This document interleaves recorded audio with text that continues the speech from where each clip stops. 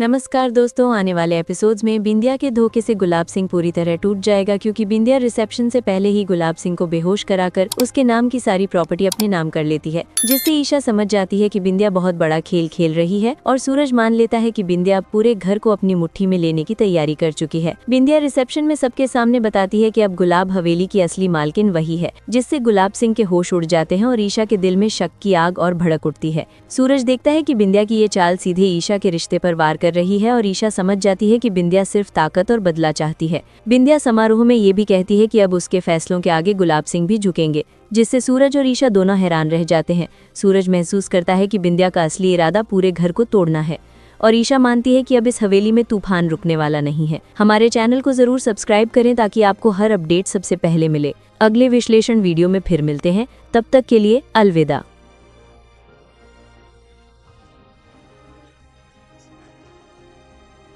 पति ब्रह्मचारी में आने वाला है काफी बड़ा ट्रैक, क्योंकि होने वाली है ईशा की मां का एंट्री और एक काफी बड़ा सच आएगा पूरे घर वालों के सामने, जो कि 25 साल पहले का सच होगा। तो क्या है नया अपडेट, आइए आपके साथ भी शेयर करते हैं। तो पति ब्रह्मचारी इन दिनों काफी बड़ा ड्रामा और एंटरटेनमेंट का तड़का दिखा रहा है और गुलाब सिंह ने अनाउंस कर दिया है कि वह अब करेगा शादी, जिसके वजह से पूरे घर वाले दुल्हन को देखने के लिए काफी ज्यादा एक्साइटेड है। लेकिन गुलाब सिंह शादी के बाद ही दुल्हन का चेहरा दिखाएगा और चेहरा देखने के बाद तो पूरे घर वालों को शौक लगने वाला है, क्योंकि वह दुल्हन कोई और नहीं बल्कि ब्याह होने वाली है। पहले तो मेकर्स ने कंफर्म किए थे कि रिया का शादी गुलाब सिंह से करवाएंगे, लेकिन फिर राइटर ने स्टोरी चेंज कर दिया, जिसकी वजह से ब्याह का शादी गुलाब सिंह से करवा रहे हैं। और जहां तक बात है 25 साल पुराना सच, तो वो सच यह है कि सूरज जो है वह गुलाब सिंह का बेटा है और ईशा जो है वह सूरज के नकली पापा की बेटी है। यह घटना 25 साल पहले घटा था।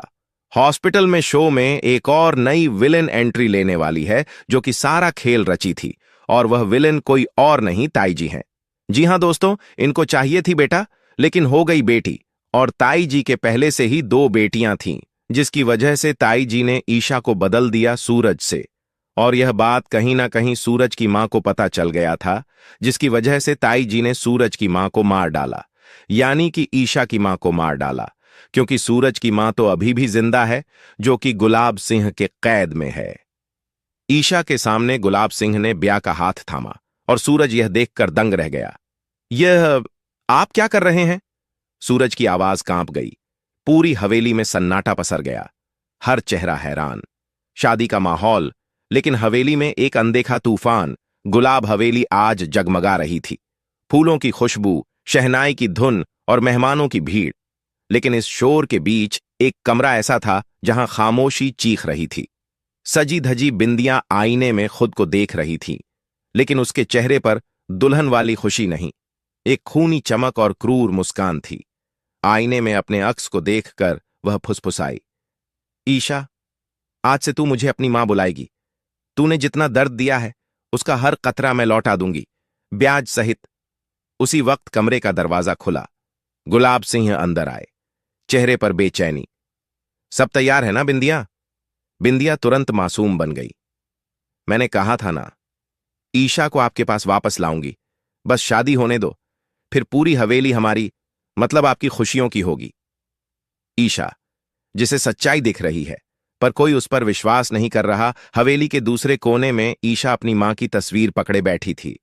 सूरज उसे समझाने की कोशिश कर रहा था, लेकिन ईशा की आंखों में साफ डर था। सूरज, बंदिया डर नहीं रही, वो प्लान कर रही है। उसके हाथ कांप रहे थे पर आंखें बिल्कुल स्थिर। कोई डर कर शादी नहीं करता, कोई बहुत बड़ी साजिश कर रहा है। सूरज ने आह भरी, ईशा, तुम बस ज्यादा सोच रही हो। ईशा ने गुस्से से कहा, तुम नहीं जानते, वो कुछ बड़ा करने वाली है। आधी रात बंदिया का असली रूप 12 बजे पूरी हवेली सो गई, पर बंदिया नहीं। वह खिड़की खोलकर फोन पर बोली, सब सेट है, शादी होते ही हवेली हमारी। पहले ईशा सूरज को अलग करो, फिर गुलाब सिंह को मेरे इशारों पर नचाना है। स्पष्ट था, बंदिया अकेली नहीं, कोई बहुत बड़ा और खतरनाक शख्स उसके साथ था। ईशा का शक सच में बदलता हुआ। अगली दोपहर ईशा पानी लेने किचन में गई। उसे बंदिया की फुसफुसाहट सुनाई दी। वो ईशा बहुत होशियार है, पहले उसे सूरज से अलग करो, फिर सूरज खुद हमारे हाथ आ जाएगा। ईशा के पैरों तले जमीन खिसक गई।